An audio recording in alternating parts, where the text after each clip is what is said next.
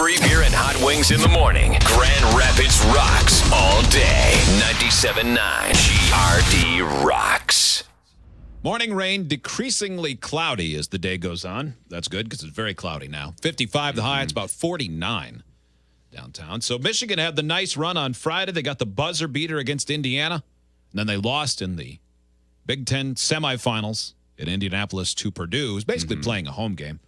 About 65 miles from their campus. And they've been playing very well from what I understand. Yeah, absolutely. They had been playing very well. So Michigan, and they're just undersized, playing without their leading scorer. That was a nice run, enough to get them into the tournament. They probably wouldn't have made it if not for the win over Indiana. Now, Michigan State, everybody thought, even before the Big Ten championship game, people thought even if they lost that, because, again, that was basically a road game for them. It's neutral site technically, but so close to the campus. Right. So a lot of Purdue Boilermaker fans there. Even if they lost, people thought they had a chance at a number 1 seed, one of the 4, but instead they come up a number 5 in the same region as Virginia for the 3rd year in a row. Tom Izzo was asked about that. This from MLive. You know, I don't think I'll look at it as a chip on my shoulder. I really don't. I've been through so many things. It'll be fun to listen to my AD on, how everything went down. But, hey, Virginia's very deserving. Kansas very deserving. North Carolina's very deserving. And probably Oregon is. I don't get to see them very much. But as I said, it doesn't really matter. Is it true that we're in the Midwest? Or It's not official yet. Leaked a bracket, and so far everything on that bracket has come to fruition. Another media guy, huh? I like that he's having to answer this, and it hasn't even. He's like, what? That's crazy. So maybe you don't want that. That's why I don't worry about those brackets right now. I just worry about my team. Tom, you didn't. and getting myself some sucrets. Is he dying?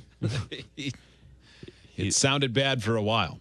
Yeah, I think somebody should have told him years and years ago when he was a young coach to really shout from his diaphragm and not his tonsils, because I think he's ruined his voice. He'll go mute soon by yelling. You hear that with cheerleaders sometimes, where you go, well, "That's weird how so many cheerleaders have like that weird husky raspy voice." That's because they blew out their vocal cords screaming wrong. Yeah, a lifetime of damage. Yeah. You got to do it from your diaphragm.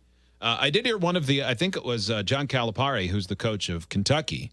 He was talking about, and this goes, so I'm playing into what Hot Wings hated today. Yeah. From bracketology and the people breaking it down and people debating about how teams are misseeded.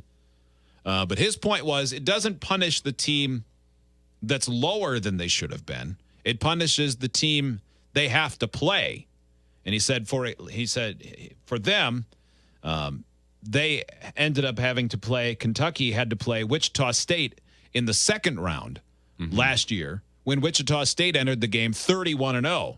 They were undefeated. They entered the season 31-0. They should have been a higher seed than they were. So because they were lower and because Kentucky was lower than they should have been, they ended up meeting much earlier. So you have teams so if you get Michigan State, for example, should have had somebody a little easier. That's the theory. But again, you got to beat 6 teams and maybe 7 in Michigan's case. Yeah, one way or another. To win the whole thing. That seems, by the way, that Michigan thing, having an 11 seed play in seems weird to me. Like, I get the 16 seeds. It's like, because, come on. You're throwing these teams a bone. They suck if they're going to be the 16 seed.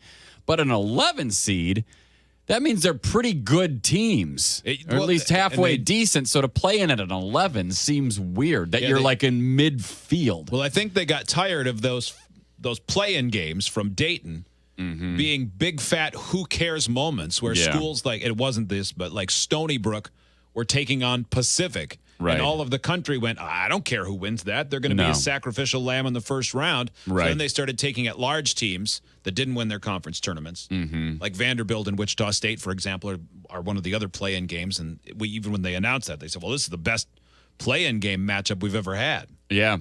Joe, what do you think of that? Is that the best one? It sounds like a better story. What's the second best one? Well, I don't know. There's so many best ones. Hard to choose from. Yeah. I mean, there aren't really any bad ones. 1 through 10 best ones. You couldn't possibly rank those best ones. Would you think the Campbell Tech upset? of Big State U was the best one previously? I don't believe that's a real thing. Which you one? Just said Campbell Tech. But you think Big State U is a real No. university? I also think that's fake. Yeah. I love Big State University.